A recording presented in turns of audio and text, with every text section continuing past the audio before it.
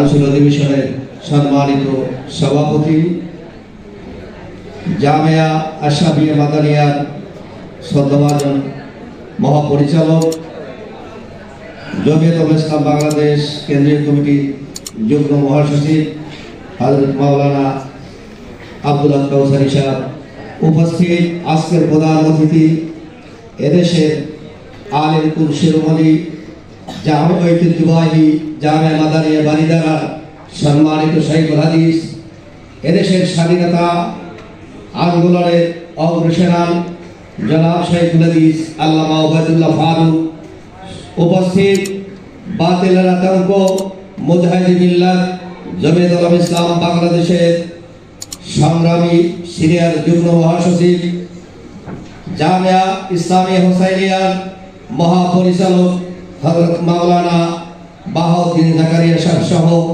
জমিয়তের কেন্দ্রীয় এবং জেলা এবং বিভিন্ন থানা থেকে আগত জমিয়ত, ছাত্র জমিয়ত ও যুব জমিয়তের দায়িত্বশীল ভাইরা, আল্লাহ জাল্লা জালালুহু আম্মান নাওয়ালুহু লাখ শুকর যে রব্বুল আলামিন আমাদেরকে সত্যিকারভাবে একের পর যুগের পর যুগ পরাধীনতার শৃঙ্খলা থেকে মুক্ত বাতাসে ফেরার তৌফিক এনায়েত করেছেন। এজন্য মহান আল্লাহ পাক তাবারকার দরবারে আমরা শুকরিয়া আদায় বলছি আলহামদুলিল্লাহ। যুগের সন্ধিক্ষণে প্যারা নবী মুহাম্মদুর রাসূলুল্লাহ সাল্লাল্লাহু আলাইহি সাল্লামের আগমন ছিল এই দেশ, এই বিশ্ব মুসলিম, বিশ্ব মানবতার মুক্তির দূত মুহাম্মদুর রাসূলুল্লাহ সাল্লাল্লাহু আলাইহি সাল্লামের আগমন ঘটেছিল কুফর শিরক বিদআতকে উচ্ছেদ করে আল্লাহর এই বিশ্ব জমিনে আল্লাহ পাক তাআলার দ্বীনকে কায়েম করার জন্য। ঠিক প্যারা নবী মুহাম্মদুর রাসূলুল্লাহ সাল্লাল্লাহু আলাইহি সাল্লামের সাথে এক ঝাঁক সোনার মানুষ তিনি অত্যন্ত প্রশিক্ষণের মাধ্যমে গড়ে তুলেছিলেন।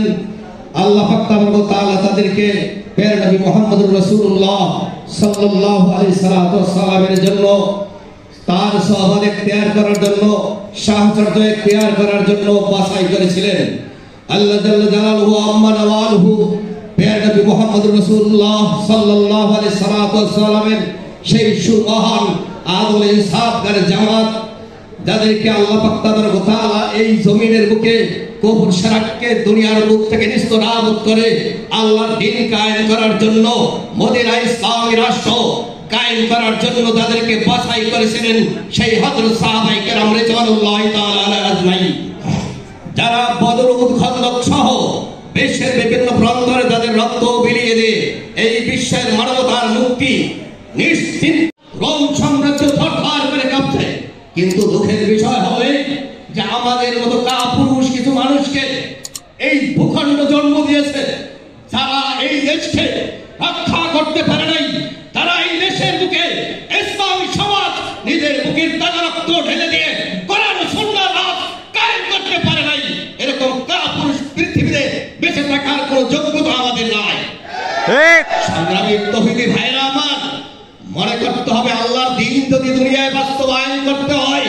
তাকাতে হবে বদরের দিকে। সৈন্য সমর্থন ছাড়া,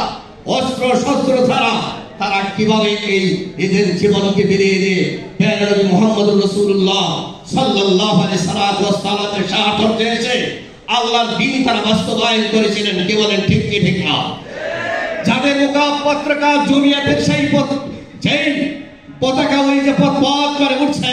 জমিয়তের সেই পতাকা যারা বদর, উহুদ, খন্দক